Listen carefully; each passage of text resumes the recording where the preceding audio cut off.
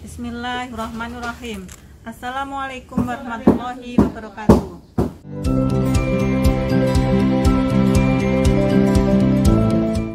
Kali ini kami akan berbagi pengalaman mengenai cara berdagang bagi para pedagang pemula terutama, yakni kita membahas poin yang kedua, yaitu bagaimana cara kita mencari barang dagangan yang paling laku dijual.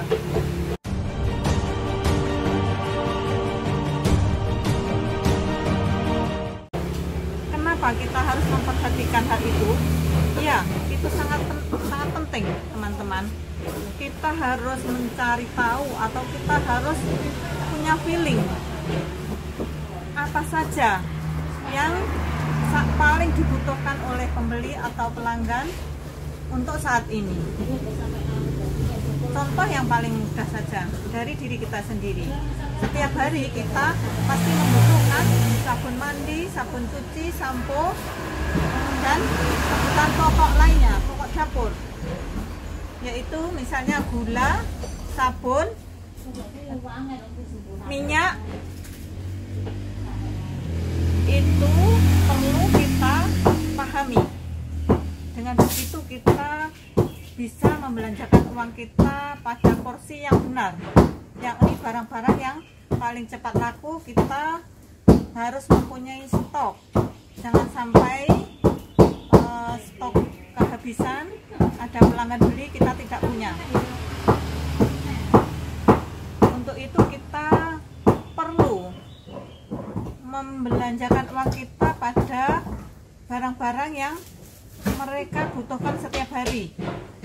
Satu misal, kita harus selalu mempunyai dagangan, contohnya sabun mandi. Berbagai macam sabun mandi kita sediakan agar para pembeli atau pelanggan merasa puas. Sabun cuci kita juga menyediakan berbagai macam merek agar para pelanggan puas juga, sehingga dia tidak usah pergi ke toko lain. Toko kita sudah sediakan. Untuk bahan pokoknya kita sediakan berbagai merek minyak. Di sini kita menyediakan berbagai macam merek minyak agar para pembeli bisa memilih apa saja minyak-minyak yang mereka sukai, yang mereka inginkan. Satu lagi yang perlu kita perhatikan untuk mencari apa saja yang paling laku dijual atau paling laku keras dijual, yaitu kita harus memperhatikan musim.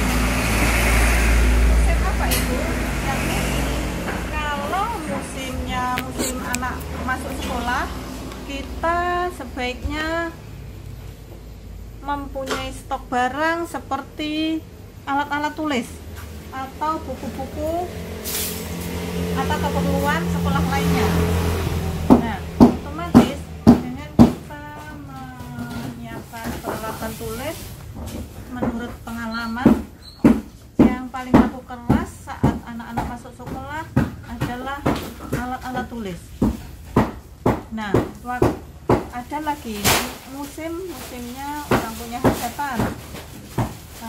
Biasanya orang punya hajatan itu ada musim tertentu, yaitu di bulan-bulan, kalau menurut orang Jawa itu ada bulan-bulan tertentu yang bisa dipakai untuk hajatan. Itu kita harus pahami, kita harus mengerti, dan kita harus tahu sebelumnya, sehingga kita mempunyai waktu jeda untuk membeli barang-barang yang nanti mereka akan butuhkan. Nah, untuk waktu hajatan otomatis yang banyak ditemukan, banyak yang orang cari, yaitu kue-kue. Jadi kita harus mempunyai beberapa varian atau beberapa macam kue kering terutama, yaitu seperti ini, sehingga mereka bisa memilih kue-kue apa yang cocok buat hajatan mereka. Di samping itu kita harus tahu bahwa waktu hajatan itu yang paling laku keras yakni gula, minyak, sama mie.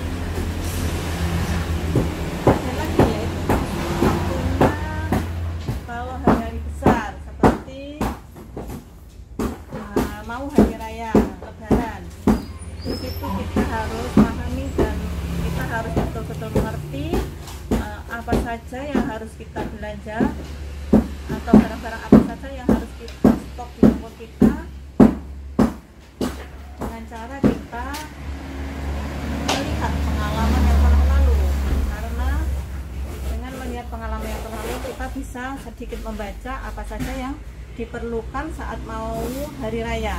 Atau kalau tidak begitu, kita menanyai salah satu pelanggan kita tanya salah satu pelanggan, Mbak, gimana kalau hari raya nanti kira-kira yang paling laku apa ya, yang kira-kira diminati oleh pelanggan atau pembeli apa ya.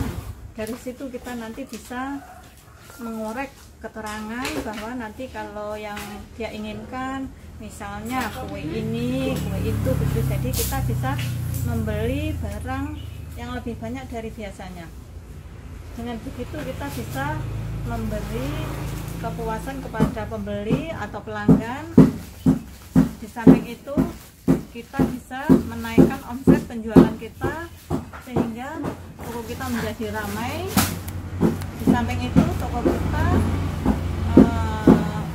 menjadi lebih banyak pengunjung, omsetnya lebih besar, dan dengan tidak kita duga atau tidak kita perkirakan, omset